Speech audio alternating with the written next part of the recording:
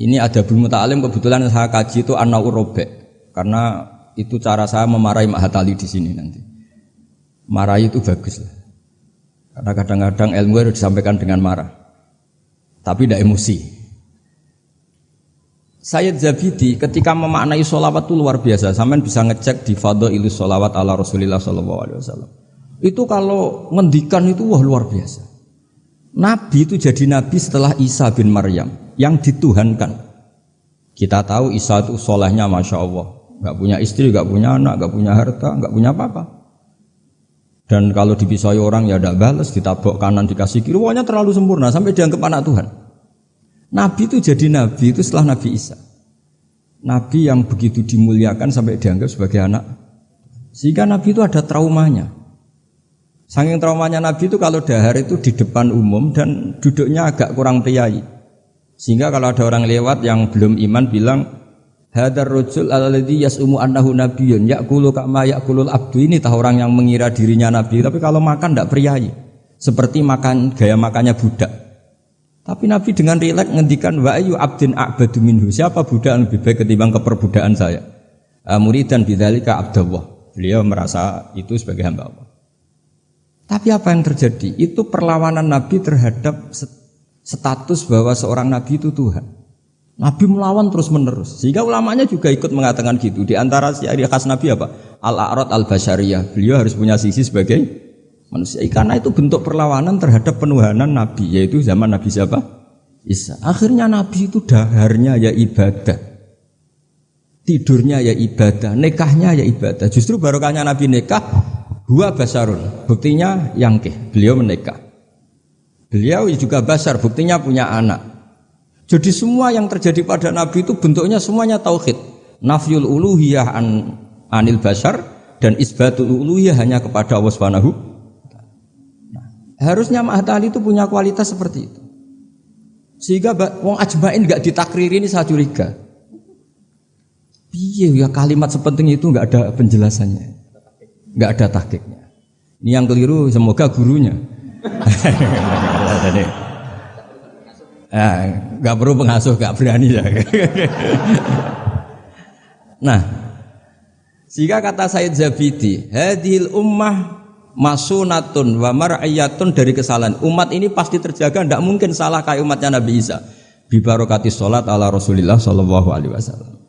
Cara berpikir gimana? Begini, Allahumma itu Tuhan. Ya Allah, saya minta sholli, berikan sholawat terbaikmu ala Muhammad. Sehingga Allah tetap posisi pemberi, apapun hebatnya Nabi itu penerima. Sehingga jelas aturan mainnya, engkau pemberi, Rasulullah apapun hebatnya penerima. Dan ketika kita bilang Allahumma sholli afdhalus sholat, sholawat terbaik engkau kasihkan sama hamba terbaik engkau. Sehingga jelas ini Tuhan, ini hamba terbaik. Dengan sholawat maka umat ini tidak akan menuhankan kanjeng Nabi Muhammad SAW apapun sempurnanya Nabi. Nah ini sekarang banyak orang sholawat tuh pakai target 1000 khasiatnya gini, 100 begini. Oh itu juga kriminal menurut saya. Dalam konteks ilmu ya. Jadi dalam konteks mujarrobat atau primbon itu bagus. Tapi kalau dalam konteks ilmu itu tersangka. Ini kata Sayyid Zabidi, bukan kata saya yang mengarang kitab Ithaf. Dan kita tahu Mbah Hashim ngaji sama Mbah Mahfud. Mbah Mahfud punya abah juga gurunya Mbah Abdullah, Mbah Abdul Manan. Nah, Mbah Abdul Manan ini orang yang lazama Sayyid Zabidi Shaykhul Ithaf. Itu luar biasa. Saya mohon ilmunya Mahatali seperti itu. Sehingga kata Sayyid Zabidi, wa Muhammadun wa in jalla qadruh yahtaju ila sholatihi ta'ala. Apapun hebatnya Nabi, jalla qadruh tetap butuh pada Allah. Dan itu jadi bagus karena Allah pemberi, Nabi penerima. Artinya hadil ummah tidak akan terjadi penuhanan terhadap Nabi Muhammad sallallahu alaihi wasallam bi barokatis sholawat. Dengan pemahaman seperti ini. Sehingga Sayyid Muhammad kalau muji Nabi, semua ulama kalau muji Nabi pasti tidak meninggalkan kata yang ada di Burdah, da'mat da'athun nasara fi nabihim. Meski muji Nabi sak karep-karepmu, tapi dak ninggalo sira ma ing perkara idda'athun nasara fi nabihim. Hindari pengkultusan yang berlebihan kayak yang dilakukan orang Nas. Tapi setelah itu da'mat da'athun nasara fi nabihim wahkum bima syi'ta madhan fihi wahtakimi. Setelah kamu enggak terjebak paham Nasrani, silahkan muji Nabi setinggi-tingginya. fansub ila dzatihi masyi'ta min sarafin wansub ila qadrihi masyi'ta min idhami fa inna fadla rasulillahi laisa lahu khaddun fayuriba anhu natikun bifami dan seterusnya. Jadi ini mahatali bukan mubtadiin, bukan anak-anak. Jadi saya dulu dikasih Gus Wahmi itu siapa, pokoknya kitab ini pernah tak pelajari. Tapi saya senang belajar yang agak tukaran. Jadi kitabnya Mbah Hasyim agak serius saya pelajari itu memang Al-Jasus Antahrimin Nagus, karena saya punya yang dari Maktabah Turmusiyah sudah geger sama Syekh Fakih Mas Kumambang itu dijadikan satu. Jadi kitab seri itu Gus Wahmi, seri tarungnya itu. Tapi enggak apa-apa, ini kan ilmiah jadi bagus. Dulu tuh lama kalau bentrok itu rukun, enggak kayak sekarang. Biasa debat ya lucu saja karena ilmu. Sekarang enggak. Imam Syafi'i itu ya biasa ada cocok sama Malik, padahal Imam Malik itu gurunya, tapi urusan apa? Urusan ilmu. Sehingga cerita di keluarga Termas itu paling masyhur. Saya pernah ngisi acara akhir sanas di Termas itu. Mbah Hasyim itu mau ke Termas sama Mbah Dimyati, semua kentong beduk disterilkan. Karena yang datang Mbah Hasyim yang ngaramkan beduk sama kentong. Itu Mbah Hasyim senangnya bukan main, karena pondok Termas setua itu enggak pakai kentong dan beduk, berarti seide. Setelah jagungan sama Mbah Dimyati, ternyata ada santrinya.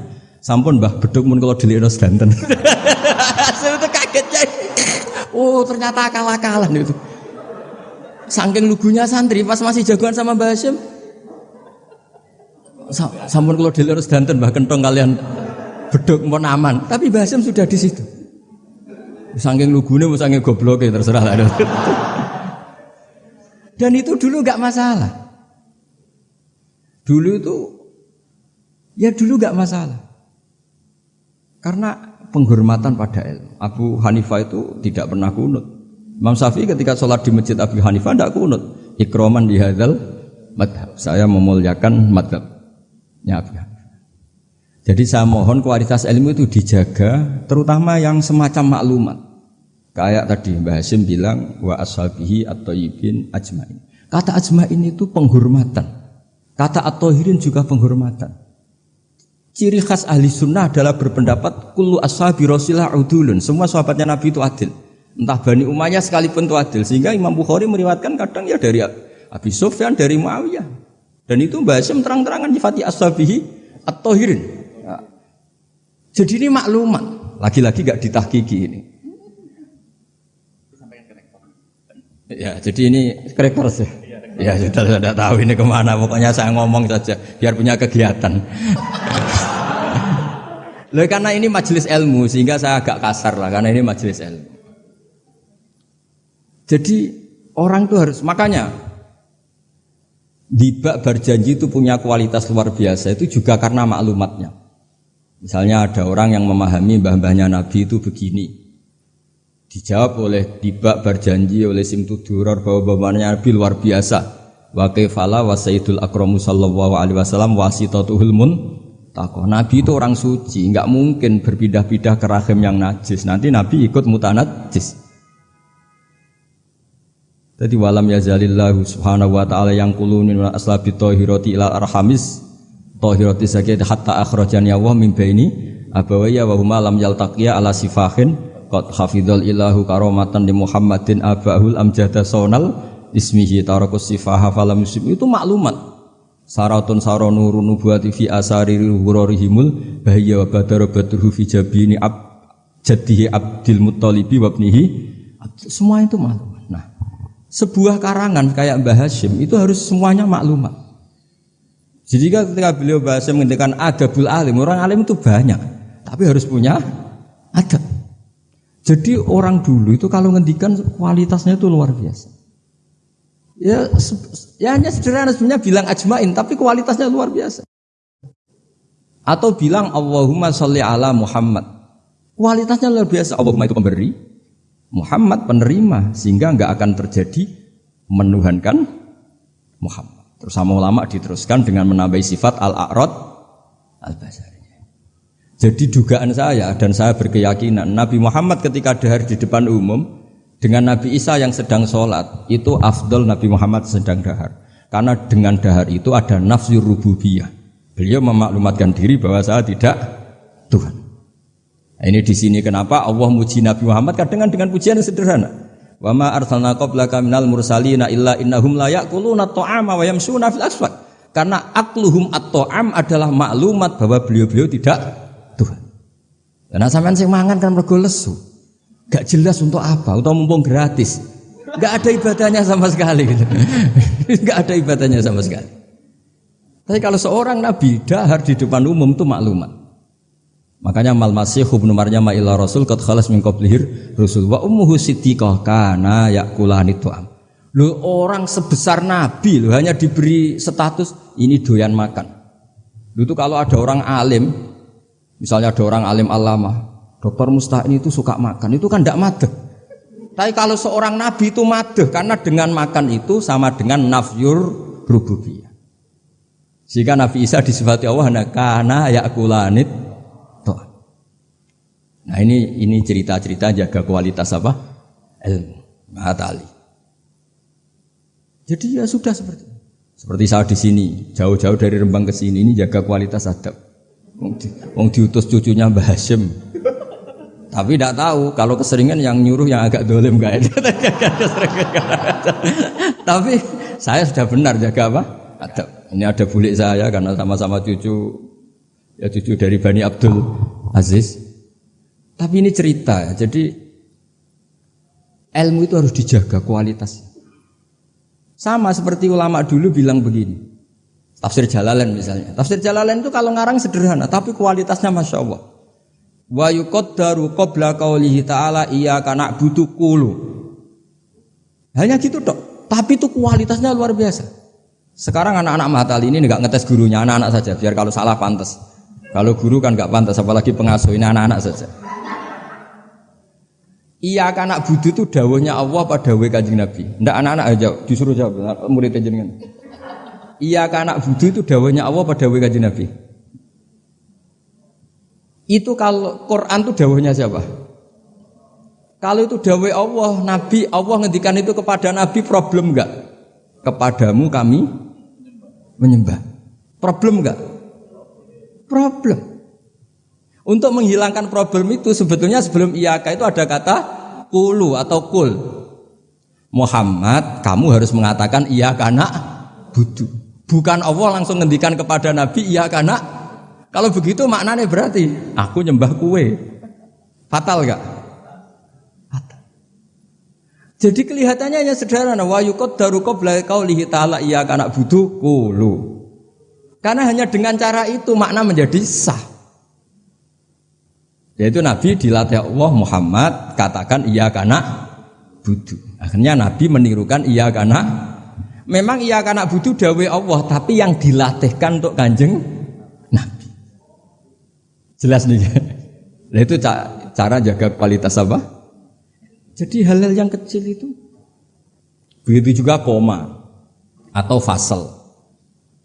Alhamdulillahilladzi anzala ala abdil kitab wa lam yaj'al lahu iwaja qayyima. Itu kalau tidak difasal dengan sakta, maka maknanya Tuhan yang tidak menjadikan Quran itu iwajan, tidak dibikin bengkok, qayyiman ya tidak dibikin. Berarti Quran itu ya agak bengkok, agak lurus. Itu fatal. Tapi kalau diberi jeda fasal atau sakta, Allah tidak menjadikan Quran sebagai yang bengkok, berhenti. Maknanya agak bengkok itu apa? Qayyimah. Nah, makanya terus ada sakta. Karena dengan sakta itu qayyimah menjadi penjelas lam yaj'al iwaja. Tapi kalau langsung maka ada tasallutul amil lam yaj'al pada iwaja. Tapi kalau dipotong itu Allah yang tidak menjadikan Quran sebagai iwaja, berhenti. Tidak iwaja itu apa? Qayyimah. Sehingga terus diharuskan ada sakta. Jadi ibarat ginilah saya sebagai kiai Anda bilang Cung celokno Zaid, cung aja nyeluk Zaid. Berhenti Umar, mana jangan nyeluk Zaid, tapi panggilkan Umar. Tapi kalau jangan panggilkan Zaid, Umar, Bakar, semuanya dilarang dipanggil. Nah, sehingga kamu jangan hanya mentang-mentang ngaji, pokoknya anut guru sakta, jangan seperti itu tidak mahatali. Maksudnya sampai tahu kenapa harus terjadi apa? Sakta. Begitu seterusnya di surat Yasin. Qalu ya wailana man ba'atsana min marqadina hadza ma wa'adar rahman. Ketika orang-orang kafir bangkit dari kuburan, itu mereka tanya, "Mam ba'atsana mim marqadina?" Siapa sih yang bangkitkan kami? Enak-enakan mati kok ada yang bangkitkan. Nah ini qaulu mustafhimin atau su'alu sa'ilin. Terus dijawab, "Hadza ma wa'adar rahman wa sadaqal." Ini sudah janji Allah. Nah berhubung hadza itu qaulu mujawibin, yang pertama qaulu sa'ilin dipisah dengan sakta.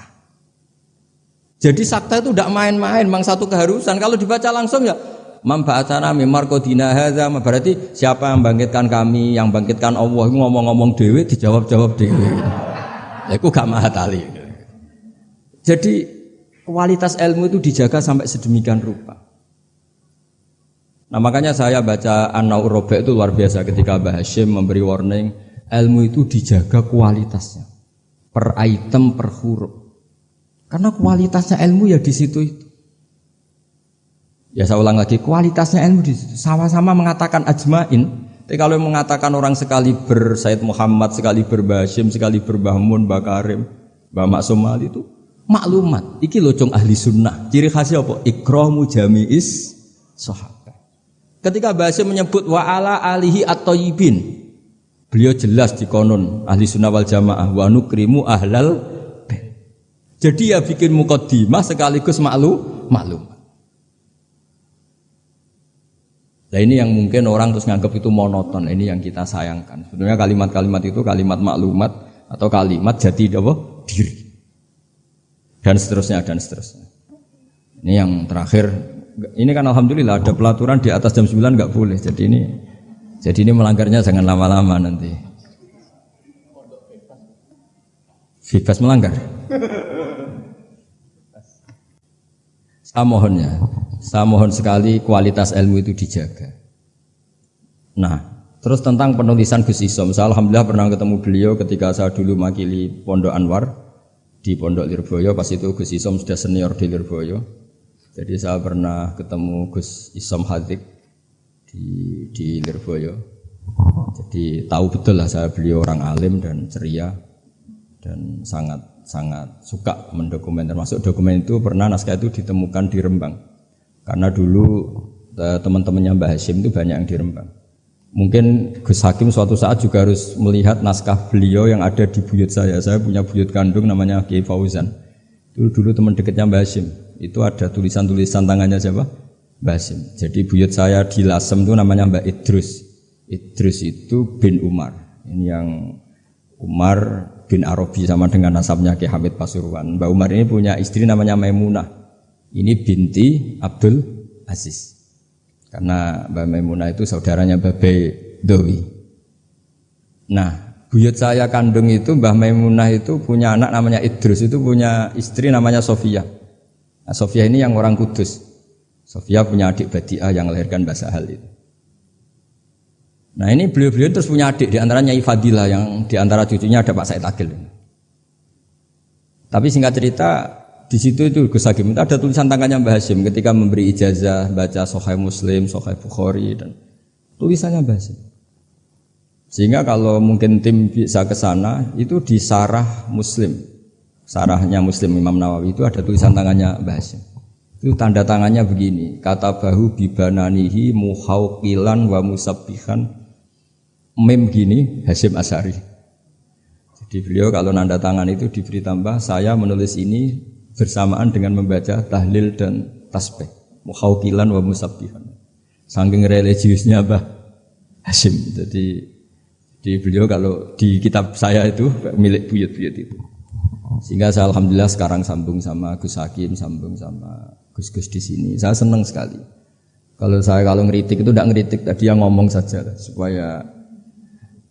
Karena tadi Mbah Hashim ngaji sama Mbah Mahfud, maksudnya di antara gurunya Mbah Mahfud selain Syekhona Khalil, dan Syekhona Khalil fi akhir hayatih ketika Mbah Hashim baca Bukhari, beliau datang ke sini, kila istafada minhu sebagai bentuk pengakuan kalau Mbah Hashim adalah tokoh yang luar biasa. Sehingga hadara majlisahu syaikhuhu, ketika beliau ngajar Bukhari itu Syekhona Khalil pernah datang ke sini ke Tufir. Nah, saya berharap kualitas ilmu itu seperti itu. Baca sholawat itu adalah bentuk penghormatan kita kepada Rasulullah SAW bahwa beliau mendapat sholawat terbaik dari Tuhan Yang Maha Esa. Tapi sekaligus maklumat kita tidak akan kecelakaan kayak yang dialami orang apa? Nasrani. Karena jelas Allah pemberi, Nabi penerima. Apalagi ditambahi abdika wa rasulika, tambah maklumat bahwa apapun hebatnya Nabi tetap abdu. Sehingga sifat terbaik Nabi apa? Abdullah. Sehingga ketika peristiwa Mi'raj sedahsyat itu Allah nyifati subhanalladzi asra bi abdihi. Nah, dengan cara-cara seperti itu kita menjaga kualitas ilmu. Tapi kalau kita tidak mengingatkan itu ya dikira itu lafaz yang monoton, yang copy paste, yang klise, yang biasa. Maka ini sebelum saya ngakhiri ini saya baca yang An-Na'u. Ini kitab saya yang beda sama halamannya mungkin sama jenengan, tapi enggak apa-apa lah. Apa? Enggak, yang anak-anak kan punyanya yang ini. Anak-anak punyanya yang apa? Yang dimiliki anak-anak? Oh, ya kalau yang di cetakan Irsadusari itu halaman 46, tapi kalau yang di cetakan ini pokoknya ikutnya An-Naw'ur Rabi'. Tidak supaya ngerti betapa Mbah Hasyim ingin santri-santrinya itu detail.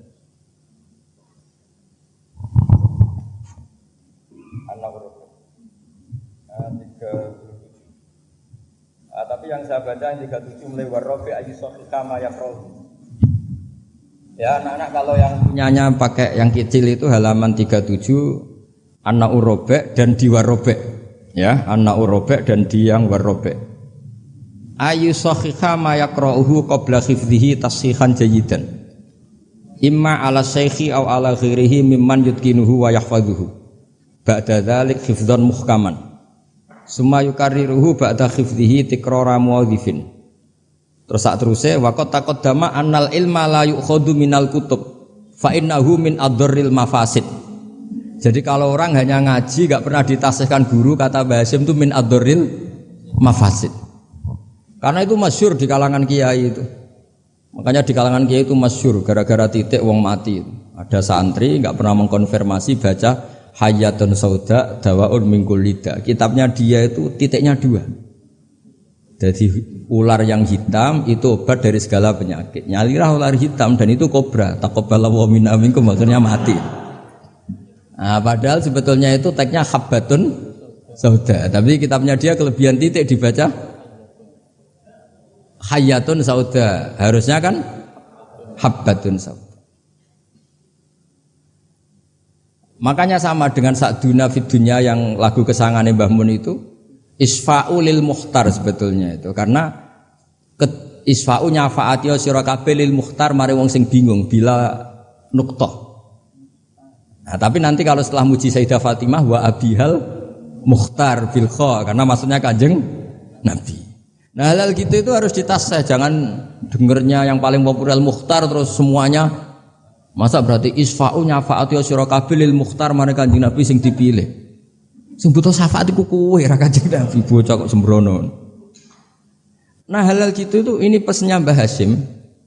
Murid itu harus menaskah bacaannya. Ayu sahiha ma yaqra'uhu qabla khifdhi tashihan jayidan imma 'ala syekh au 'ala ghairihi mimman yutkinuhu. Makanya saya alhamdulillah termasuk Gus modern yang sampai sekarang terima sorogan.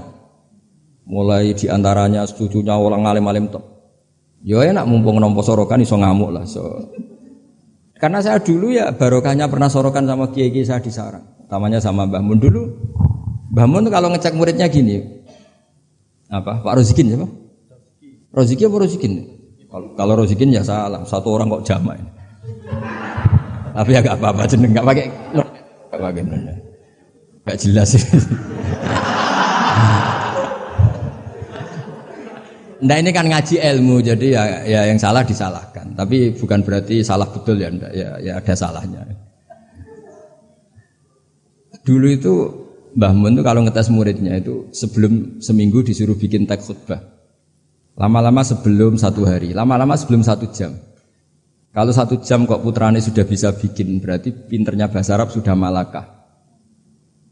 Saya dulu belajar Sahih Muslim itu yang baca saya di depan Gus Subak putrane Mbah Mun. Saya sering disuruh baca kitab di depan Mbah Mun. Sehingga saya baca kitab itu pede, bukan karena sombong. Wong saya baca depan Mbah Mun saja berani, kok di depan Mahatali Tebuireng enggak berani ini kan. Wong tak bodoni ya boroh-bora kan gitu. Kan. Jadi ini pesannya Mbah Hasyim loh, bukan pesannya Bahal. Ini pesannya Mbah Hasyim. Tak baca ya awas kalau enggak dilakukan. Ini katanya Mbah Hasyim. Warabe ayu sahhiha ma yaqra'uhu qabla khifdihi tashihan jayidan. Imma ala syekh aw ala ghairihi mimman yutqinuhu wa yahfazuhu ba'da dzalika hifdzan muhkaman. Summa yukarriruhu ba'da khifdih. Takrara muadzifin atau tikrara muadzifin sama itu masternya. Wala yahfadzu syai'an qabla tashihihi li annahu yuqi'u fit tahrif. Wa qad taqaddama annal ilma la yu'khadhu minal kutub fa innahu min adharril mafasid kata beliau. Jadi enggak boleh anak-anak baca mandiri itu. Kalau baca mandiri ya seperti cerita-cerita itu. Lam tardiman ditanyakan gurunya. Gus maknane lam tardiman apa? Bareng tak delok jebule bab khat lam tarodaman. Diabrak dadi sitok macane apa? Lam tardiman. Dadi lam taro ora ningali sapa mar'ah daman ing getih. Oleh takok Gus lam tardiman maknane apa? Bingung kene kan. Piye? Ya, seperti guyonan itu ya Gus apa? Gus Umaryoto itu. Imriti dibaca apa? Umaryoto. Bingung kan? Itu guyonannya kakak saya ini sama itu. Gus Dur itu kalau ada Gus gak bisa baca kitab tuh Gus Dur manggilnya kan Gus Dur. Kalau ada tamu-tamu Gus yang gak bisa ngaji Gus Umaryoto udah teko. Maksudnya itu masyhur itu guyonan beliau itu kalau karena ada orang gak bisa baca Imriti dibaca apa? Umaryoto. Jadi saya punya kitab Qiraah Sab'ah. Itu di situ cerita kenaifan orang baca. Dan itu fatal. Termasuk nyuwun sewu qori-qori yang top itu dulu sampai alim gitu gara-gara baca itu salah. Sama gurunya dibenahin, terus dia sumpah-sumpah tidak datang ke gurunya sebelum alim alamah mengalahkan gurunya. Ini bagus. Jadi orang tuh enggak boleh meyakini bacaannya sendiri sebelum ditasihkan ke guru. Itu kata beliau ad-darril mafasid. Karena tadi takutnya apa? Habbatun sauda dawaun min kulli da. Dibaca hayatun sauda dawaun min kulli da. Dan itu banyak cerita-cerita gitu tuh banyak. Makanya kalau guyonan kiai Jawa itu wal jarodi lan lawang. Muridnya protes, "Mbah kula gak ada makna iku walang." Lah ya walang sing nemplek lawang mergo. Wis kadung isin. Terus kadung isin. Watini lan alu. Ini yang cerita Mbah Mun bukan saya. Mbah, guru kula kok maknane elo, Mbah. Lah iya wit elo kena go alu. Asline wis isin. Wal ardi lan bom. Gurine bingung wal ardi kok bom. Bareng didelok jebule bumi dia. Ribet kan? Jadi harus ditasihkan. Yang saya pernah ngalami sendiri bukan jari itu saya dulu ketika di madrasahnya Mbah Mun itu sekolah. Itu bab nyarai baca sarahnya Arba'in. Faman mengkote sapane wong saraka nyolong sapa man albedota ing anduk. Aduh gurune paling bingung. Cung mosok beda maknane anduk. Jebule endok tulisannya kan. Karena tulisannya sama. Nah, ini bagus ini kata Mbah Hasyim ini min ad-darril mafasid. Nah, termasuk asal-usul di karangnya nahwu juga karena itu. Ada orang Arabi kila datang ke Sayyidina Umar, wakila datang ke Sayyidina Ali. Si jelas Arabi tadi bilang gini, "Ya Umar, ya Amirul Mukminin, kalau Allah saja agak ngurusi Rasulnya apalagi saya." Terus ada kenapa? Terus dia baca innallaha bari'um minal musyrikina wa rasuli, dia baca dengan apa? Jer. Berarti Allah tidak ngurus orang musyrik juga enggak ngurus rasulnya. Terus masyhur tuh Sayyidina Ali ngutus Abul Aswad Ad-Du'ali kila Yahya bin Ya'mar disuruh ngarang bab ataf. Jadi pertama nahwu dikarang itu bab ataf. Nah, ternyata Abul Aswad Ad-Du'ali juga punya trauma. Sebenarnya kan bacanya wa rasuluh menjadi istinaf. Inna wa bari'um minal musyrikin wa rasuluhu yubari'un aidon. Nah, Imam Abul Aswad Ad-Du'ali juga punya trauma. Putrinya itu yang masih muda, masih anak-anak, ketika mengagumi perbintangan bilang ma ahsanus samai. Terus Abul Aswad Ad-Du'ali jawab ya nujumuha. Karena dengan dibaca seperti itu maknanya menjadi pertanyaan, langit itu yang baik apanya bah? Ya nujumuha. Allah innama ajibtu min husniya, saya ini kagum, langit begitu baik. Mestinya bacanya ma ahsanas sama, duhai begitu indah. Tapi dia bacanya ma ahsanus samai. Jadi artinya kalau bacaan enggak benar itu ya tadi min adril mafas. Jadi ini pesannya Mbah Hasyim. Jadi kata beliau apa ini waqat taqaddama annal ilma la yukhadhu minal kutub fa innahu min adril mafasid. Makanya nyuwun sewu sampai ada aliran wahdatil wujud, ada aliran-aliran menyimpang. Kadang takbirnya ya ada di Ihya, di Futuhat Makkiyahnya Ibnul Arabi. Tapi mereka baca tanpa guru sehingga ditakwil dengan khayalnya sendiri. Makanya man ta'alama bila syai'in fa sayfuhu syaitan. Jadi Mahatali sini harus ekstrim. Jangan main-main. Ini fatwanya Mbah Hasyim menyebut min adorril mafasid. Bayangkan kalau gurunya min ba'dil mafasid. Wah, itu kan malah fatal lagi kan?